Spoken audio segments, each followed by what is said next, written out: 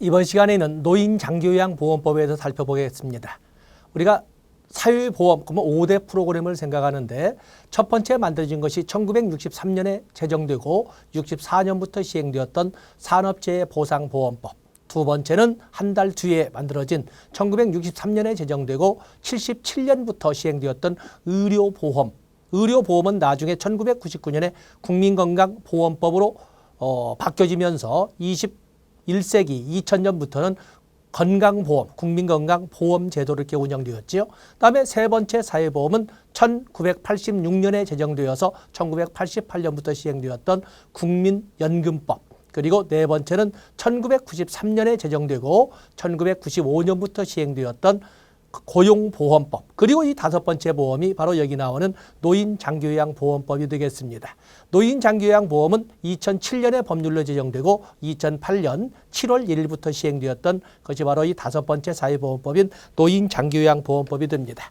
자, 우리가 법으로 지금 수업은 진행하고 있지만 먼저 학습용어로 정리하면 정책 분석으로 접근하시면 됩니다. 그래서 먼저 정책 분석을 한번 보고 그리고 교재를 통해서 확인하는 절차로 넘어가도록 하겠습니다. 자, 노인장기요양, 노인장기요양보험. 그냥 정책 분석이라, 정책을 분석하는 것이 법이니까 그냥 정책 분석이라고 이렇게 쓰겠습니다. 2007년에 제정되고 2008년부터 시행된 거죠. 자, 먼저 길버트와 스펙트가 했던 정책 분석, 그러면 누구를 대상으로 할 것인가? 무엇을 제공할 것인가? 무슨 돈으로 운영할 것인가? 누가 관리할 것인가? 이렇게 전달까지 해서 4개로 되어 있는데 먼저 할당. 누구를 대상으로 할 것이냐 하는 문제 아니겠습니까? 그 때문에 이미 앞에도 본 것처럼 이 공식적인 이 절차에 의해서 원칙은 바로 띄어쓰기 없이 노인 등으로 되어 있습니다. 도대체 띄어쓰기 없는 노인 등이란 무엇일까라고 할 적에 원칙 중에 원칙은 65세 이상의 노인. 65세 이상의 노인을 원칙 중에 원칙으로 하되 65세 미만의 자도 가능하다라고 이렇게 규정을 하고 있습니다. 그래서 65세 이상의 노인을 원칙으로 하되 65세 미만의 자라 하더라도 치매나 뇌혈관성 장애 등 대통령령으로 정하는 노인성 질병을 가진 자도 대상이 될 수 있음을 분명히 하고 있습니다. 바로 이 대통령령으로 정하는 노인성 질병에는 치매나 뇌혈관성 장애로서 파킨슨씨병 또는 알츠하이머 또는 많은 이런 뇌혈관성 장애 등을 이렇게 다양하게 나열을 하고 있습니다. 그래서 이렇게 65세 미만의 자도 가능하다는 데 액센트를 두시면 되겠습니다. 때문에 이 원칙이 있고 그다음에 이 노인장기요양보험의 원칙에서 그중에 이 노인 등이라 해도 모두 장기요양 급여를 받는 것은 아닙니다. 이 중에서도 장기요양 급여의 대상. 이건 노인 등 모두가 아니라 노인 등 중 6개월 이상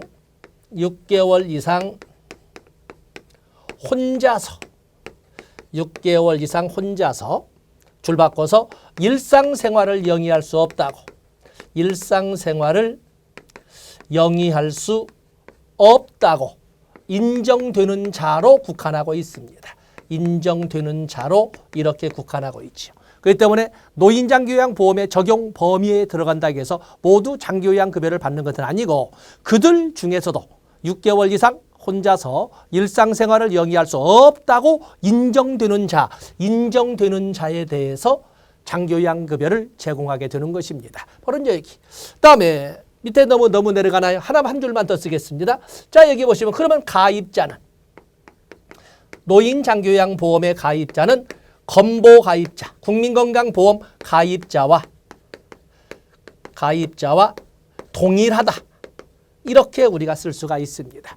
그렇기 때문에 노인장기요양보험의 가입자는 건강보험 가입자와 동일하다. 다시 말해서 국민건강보험의 가입자는 직장가입자와 지역가입자로 분류하되 직장가입자의 가족으로서 즉 배우자, 직계존속, 직계비속, 형제자매까지 별도의 보수나 소득이 없는 자, 다시 말해서 보험료를 낼 수 없는 자는 피부양자의 지위를 가지고 있는데 역시 마찬가지로 노인장기요양보험에서도 직장가입자와 그 피부양자 그리고 지역가입자로 이렇게 가입자를 정하기 때문에 동일하다 이렇게 정리할 수가 있는 것입니다. 다음에 노인장기요양보험의 급여는 뭐에 대해서? 이 급여는 당연히 노인성 질병에 대해서 노인성 질병. 물론 더 나간다면 연령과 그리고 그중에 노인성 질병에 대해서 장기 요양급여가 제공되지 않습니다. 이 노인성 질병은 어느 정도 질병? 6개월 이상 혼자서 일상생활을 영위할 수 없을 정도의 질병을 말하고 있는 것입니다. 그래서 노인성 질병에 대해서 급여를 제공하되 이 급여의 종류에는 재가급여, 세부적으로 6가지가 있습니다. 그리고 시설급여, 그리고 특별 현금급여, 특별 현금급여로 이렇게 나눠져 있습니다. 재가급여의 세부적인 세항으로 나눠보면 재가급여에는 방문, 요양, 방문, 목욕, 그리고 방문, 간호, 그리고 단기 보호, 주야간 보호, 기타 재가급여. 이렇게 재가급여로서는 이렇게 6개의 유형으로 나누어서 설명을 하고 있습니다. 특히 6개의 재가급여의 내용은 여러분들 꼭 숙지를 해주는 것이 이 6개 중에 이 방문 간호를 빼게 되면 노인복지법상 같이 적겠습니다. 노인복지법상 재가노인 복지시설, 재가노인 복지시설의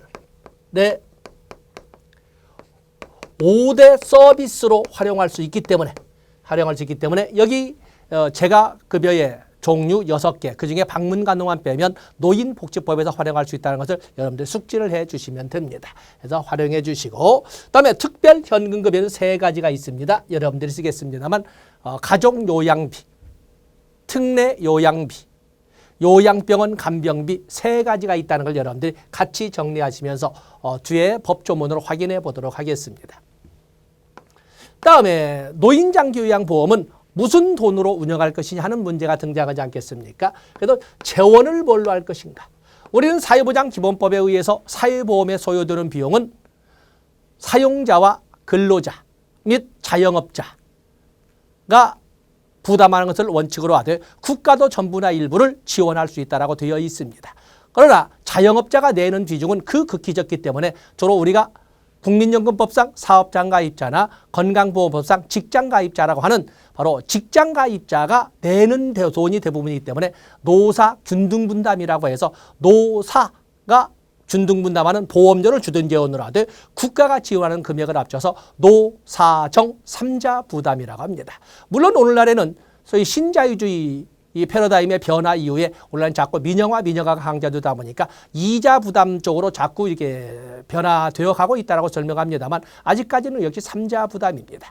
자, 3자 부담에 대해서 이 재원을 보면은 당연히 여기에는 국가 지원금이 있습니다. 노사정에서 국가 지원금. 국가 지원금은 예상되는 당해년도 보험료 수입액, 예상되는 당해년도 보험료 수입액, 노인장기요양 보험료 수입액. 너무 길어지는군요.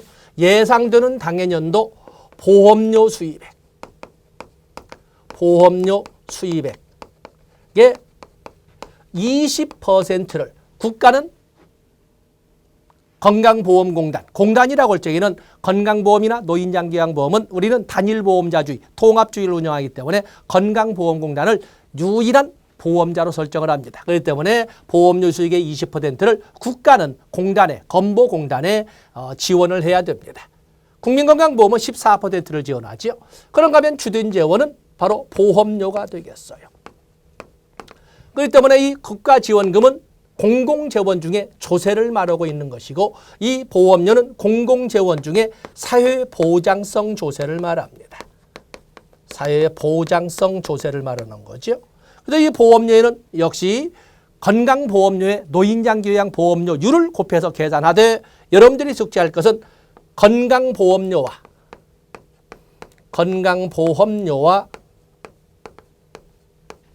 통합징수하되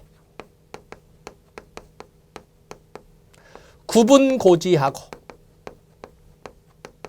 독립효율계로 관리해야 한다. 독립효율계로 관리해야 한다라고 이렇게 규정되어 있습니다. 특히 여기 통합징수하고 구분고지해야 하며 독립효율계로 관리해야 된다. 이 규정을 꼭 숙지해 주셔야 됩니다. 자, 결국에 원칙은 다른 사회보험처럼 이 노인장기요양보험도 공공재원으로 운영하고 있음을 알 수가 있습니다. 그런데 다른 사회, 국민연금이나 고용보험이나 산재보험과는 달리 또 하나가 있지. 뭐가 있어요? 바로 본인 일부 부담금이 있는 것입니다. 본인 일부 부담금이 있는 거죠. 본인 일부 부담금은 여러분 알다시피 정책적 분석 볼 때 재원에는 민간 재원에 해당이 됩니다. 때문에 이것은 민간 재원이 되는 거죠. 민간 재원. 그렇기 때문에 이미 선수학습을 했습니다마는 건강보험에서도 본 것처럼 건강보험과 노인장기요양보험, 하물며 극빈층을 대상으로 하는 의료급여까지도 여기에는 공공재원과 혼합, 공공재원과 민간재원의 혼합재원 운용 방식을 사용한다라고 이렇게 우리가 구분해 줄 수가 있습니다. 그래서 다른 사회보험과는 달리 의료보장에 관련된 건강보험과 노인장기요양보험은 공공재원과 민간재원의 혼합재원 운용 방식이라는 것을 꼭 여러분들이 가지고 가셔야 됩니다. 세부 내용은 본인 일부 부담금은 재가급여는 요양급여 비용의 15%, 시설급여는 요양급여 비용의 20%를 본인 일부 부담금으로 규정하고 있다는 것을 미리 말씀을 드리겠습니다. 다음에 누가 관리 운영할 것인가? 전달이라는 관점에서 누가 관리 운영할 것인가? 라고 하는 관점으로 넘어가면 자, 여기에서는 우리가 보는 것이 바로 건보공단이 있죠. 국민건강보험공단이 유일한 보험자로서 역할을 하고 있다라고 설명할 수가 있습니다. 자, 큰 틀로 우리가 노인장기요양보험 정책이 이렇게 되어 있고 이것이 이런 내용으로 법률의 개념으로 문서화되어 있다는 것을 알아주시면 되겠습니다. 자, 이것을 우리가 한번 그 교재로 또 법 조항으로서 확인해 보도록 하겠습니다. 자, 거기 노인장기요양보험법을 보시면은 거기 목적은 여러분들이 읽어보시되 노인장기요양보험법의 정의 해서 박스 안에 노인등 띄어쓰기 없이 노인등으로 오지 않습니까? 이게 바로 노인장기요양보험법의 적용 범위를 말합니다. 적용 범위. 거기 보시면 뭐라고 되어 있습니까? 노인등이라 하면 65세 이상의 노인 또는 65세 미만의자로서 치매나 뇌혈관성 장애 등 대통령령으로 정하는 노인성 질병을 가진 자, 즉 알츠하이머나 또는 파킨슨시병이나 자 이런 등들이 모두 여기에 해당된다고 보시면 됩니다. 이 중에서도 장기 요양급여의 대상은 노인등 모두를 말하는 것이 아니고 거기 박스에 들어있는 것처럼 노인등 중 6개월 이상 혼자서 일상생활을 영위할 수 없다고 인정되는 자에 대해서 실시하는 급여를 장기요양급여라고 설명하고 있는 것입니다. 그렇기 때문에 정책론적으로 앞에서 본 것처럼 인구학적 조건의 연령과 그리고 전문가의 진단이라고 하는 진단, 그중에서도 6개월 이상이라고 하는 또 강도가 높은 전문가의 진단. 결론에 이 박스를 가지고 볼 적에 대상자 선정 기준은 인구학적 조건인 연령과 진단 두 가지를 쓰고 있다는 것을 우리가 알 수가 있는 것입니다. 그에 비해서 여기 기본원칙, 노인장기요양보험의 기본 원칙이 종래 3가지에서 4가지로 바뀌어졌는데 첫 번째 보시면 자율성 존중의 원칙이 있습니다. 그래서 여러분 거기에 보시면 장기요양급여는 노인등이 띄어쓰기가 이제 잘못됐지요. 자신의 의사와 능력에 따라 최대한 자립적으로 일상생활을 영위할 수 있도록 해주어야 한다라고 하는 것처럼 자율성 존중의 원칙이 있고 그리고 두 번째부터는 기존의 원칙, 재가급여 우선 제공의 원칙, 다음에 적정 제공의 원칙, 그리고 의료 서비스 연계 제공의 원칙을 나열하고 있습니다. 자, 여러분 교재를 보세요. 자, 가장 밑에 보시면 장기요양급여는 자신의 의사와 능력에 따라 자율성 존중의 원칙이 있고 페이지 넘어가 보시죠. 페이지를 넘어가 보시면 거기에 보면 장기요양급여는 에서 적정 제공의 원칙이 두 번째 나와 있고 그다음에 3항에 보시면은 재가급여를 우선적으로 제공해야 된다. 재가급여 우선 제공의 원칙. 그리고 4항으로 넘어가 보시면 의료 서비스와 연계하여 제공해야 된다. 의료 서비스 연계 제공의 원칙을 이렇게 나열을 했습니다. 그래서 종래 3가지가 4가지로 확대되었다는 것을 알아주시면 됩니다. 다음에 국가 및 지방자치단체의 책무가 쭉 있는데 거기에 보면은 국가와 지방자치단체는 쭉 나와 있지요. 노인성 질환 예방 사업을 실시하여야 한다. 1항의 두 번째 줄에 나와 있습니다. 그리고 거기 3항에 보시면은 적정한 수의 국가와 지방자치단체는 적정한 수의 장기요양기관을 확충하고 장기요양기관의 설립을 지원해야 된다. 4번째 국가와 지방자치단체는 행정적, 재정적 지원을 할 수 있다. 또 5번째 국가와 지방자치단체는 바로 적극적으로 노력해야 된다. 장기 요양 요원의 처우를 개선하고 복지 증진을 위하여 적극적으로 노력해야 된다. 다 알 수 있는 내용 들어 있습니다. 새로이 하나의 신설되었다고 하는 것은 6항에 있는데 국가와 지방자치단체는 지역 특성에 맞는 장기요양 사업의 표준을 개발 보급할 수 있어야 된다. 어떻게 보면 논리적 오류 같습니다만은 지역마다 지역 개별화의 원칙에 따라서 지역 특성에 맞는 전국적 표준화가 아니라 지역 특성에 맞는 표준을 개발하자는 겁니다. 그래서 지역 특성에 맞는 장기요양 사업의 표준을 개발 보급할 수 있다 해서 만장난에 여러분이 넘어가지 않도록 조심해 주시고 중요 표시하시면 되겠습니다. 다음에 장기요양보험의 보험자, 관장은 당연히 국민연금, 건강보험, 노인장기요양보험의 관장은 보건복지부 장관은 기본 상식 알 것이고 또 우리나라 의료보장은 단일보험자주 2000년부터 전면통합주의로 바뀌면서 조합주의에서 전면통합주의로 바뀌면서 단일보험자가 결정되죠. 건강보험공단으로 합니다. 그래서 장기요양보험사업뿐만 아니라 건강보험의 보험자는 건강보험공단을 한다. 그 말을 지금 하고 있습니다. 그리고 장기요양보험 가입자는 국민건강보험의 가입자라 한다. 우리가 이미 판서한 것처럼 건강보험 가입자와 동일하다라는 말을 이렇게 미리 우리가 판서를 했습니다. 또 그런가 하면은 건강보험에 보면 특별예외 규정이 있는데 특별예외 규정에 외국인에 대한 특례가 있습니다. 그렇기 때문에 다시 말해서 건강보험에는 외국인도 가입자가 될 수 있다는 규정이 있는데 바로 그거에 의해서 노인장기요양보험의 가입자에는 외국인도 포함될 수 있다는 것을 여러분들이 같이 알아주십사라고 해서 같이 개별 박스를 같이 포함을 시켰습니다. 그다음에 재원을 무엇으로 할 것인가? 재원을 무엇으로 할 것이냐 하는 문제에서 이미 결론 나온 것처럼 건강보험이나 노인장기요양보험은 하물며 극빈층을 대상으로 하는 의료급여 정책에서도 똑같이 공공재원과 민간재원의 혼합재원으로 운영하는 방식을 택하고 있다고 말씀을 드렸습니다. 그래서 공공재원 중에 가장 대표적인 것은 역시 조세지요.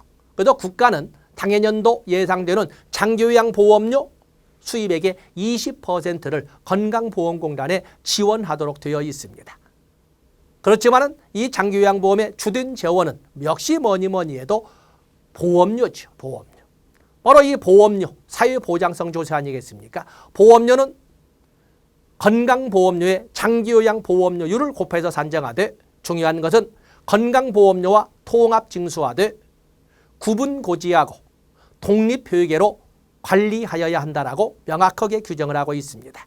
때문에 조세와 사회보장성 조세로 활용한다는 것을 알 수가 있어서 다른 사회보험과 똑같이 공공재원이 활용됩니다. 그런데 다른 보험에는 없는 것이 뭐가 있냐면 본인 일부 부담금이 있다라고 정리를 했습니다. 본인 일부 부담금에서 우리가 보는 것은 재가급여와 시설급여로 설정하고 있는데 원칙은 재가급여 같은 경우는 요양급여 비용의 15%를 시설급여 같은 경우에는 요양급여 비용의 20%를 본인 일부 부담금으로 규정하고 있다는 것을 미리 우리가 선수학습으로 노트 정리를 좀 해놓고 있는 것입니다.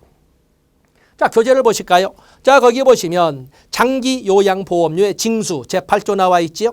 그래서 장기요양보험 사업에 소요되는 비용을 충당하기 위하여 장기요양보험료를 징수한다. 보험료는 사회보험보험료는 건강보험공단에 징수하니까 징수합니다. 거기 오면 2항과 3항을 가지고 줄여서 우리가 정리를 했죠. 통합징수화돼 구분고지하고 그리고 독립회계로 관리하여야 한다라고 이렇게 정리를 하지 않았습니까? 그래서 여러분들 거기에 보시면 2항에 건강보험료와 통합하여 징수한다. 이 경우 공단은 장기 요양보험료와 건강보험료를 구분하여 고지하여야 한다. 구분고지라고 같이 정리를 했습니다.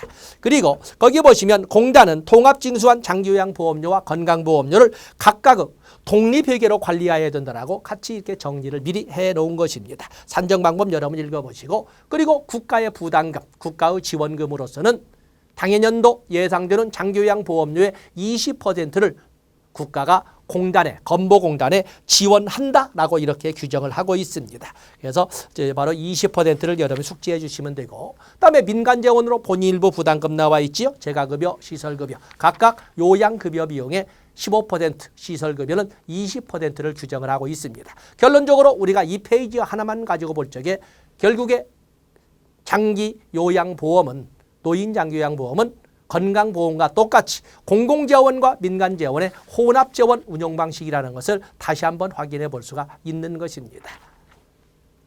다음에 넘어가 보시면 장기요양 인정이 있습니다. 장기요양을 인정해 주십사라고 신청할 수 있는 사람들은 정해져 있습니다.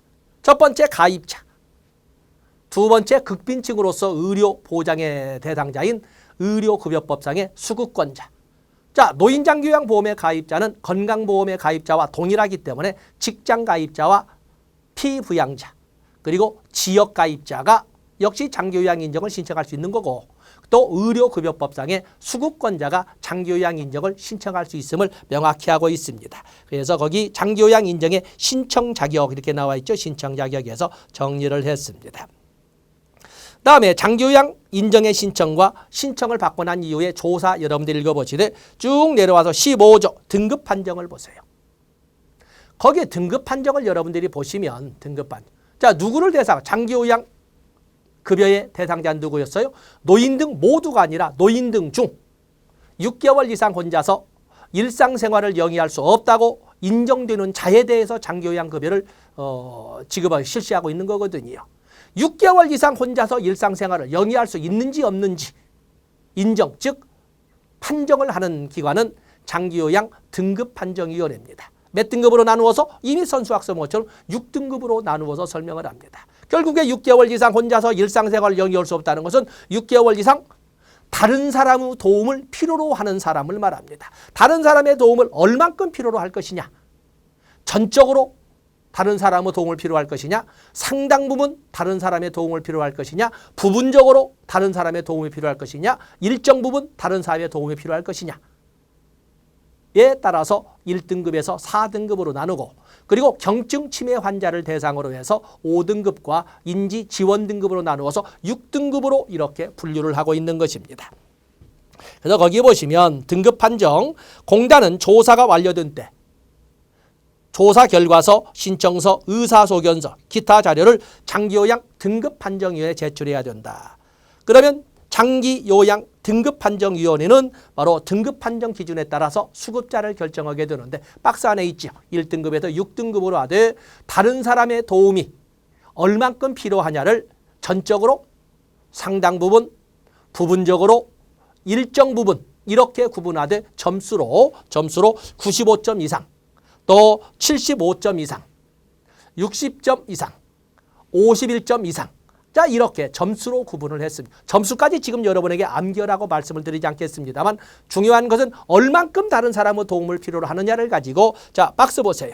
장기요양 등급, 장기요양 1등급 보면은 심신의 기능장애로 일상생활에서 전적으로 다른 사람의 도움이 필요한, 전적으로에다 줄을 쳐 놓으셔야 되겠죠. 그리고 95점 이상. 그다음에 2등급은 얼마큼 됐어요?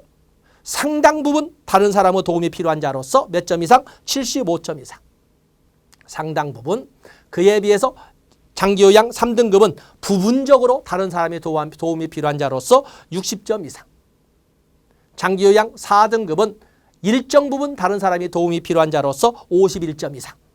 그래서 전적으로, 상당 부분, 부분적으로, 일정 부분. 그리고 95점, 75점, 60점, 51점 이상이라고 이렇게 해서 여러분들이 줄을 쳐놓으시면 됩니다. 그에 비해서 5등급과 인지지원 등급은 경증 치매 환자를 대상으로 하는데, 이 5등급과 같은 경우에는 5등급 같은 경우는 거기 보면 45점 이상 51점 미만.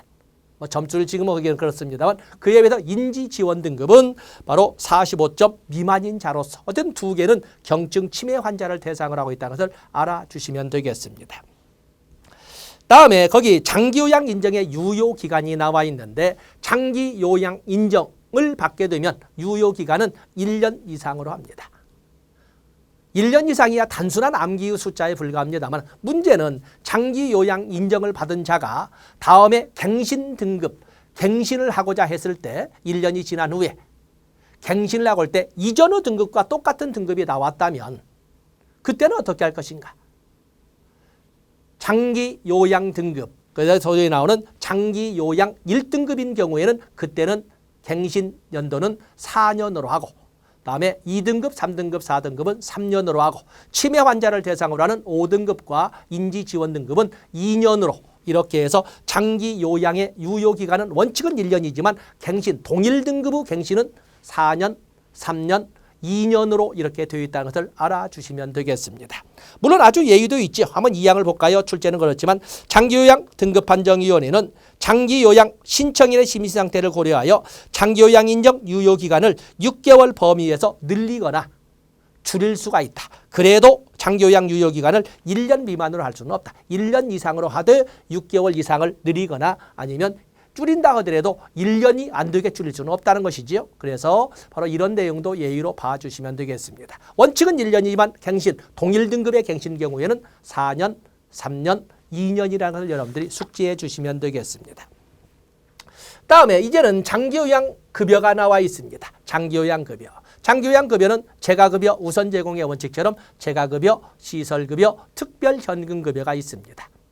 재가급여의 종류에는 6개의 종류로 이렇게 나와 있는데 방문 요양, 방문 목욕, 방문 간호, 단기보호, 주야간보호, 기타 재가급여가 쭉 나와 있습니다. 그래서 이런 재가급여 그중에 이걸 차례대로 암기해 놓으셨다가 나중에 방문 간호만 빼시면 노인복지법상의 재가노인 복지시설의 5대 서비스에 포함이 된다라고 이렇게 생각해 주시면 됩니다.